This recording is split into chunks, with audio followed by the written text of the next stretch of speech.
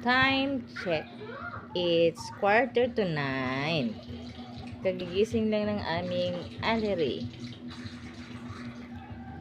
Monday today, pero wala siyang klase. Bukas pa kami mag-resume ng aming klase. Yan, kumakain siya. Ulam niya. Anong ulam mo, be? Anong ulam mo?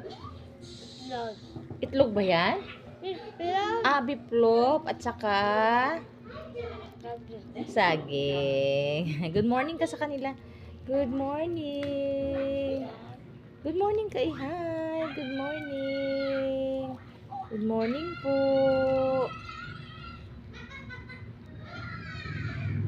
Wala lang. Okay lang. Be, bye-bye na nga rod. Bye-bye.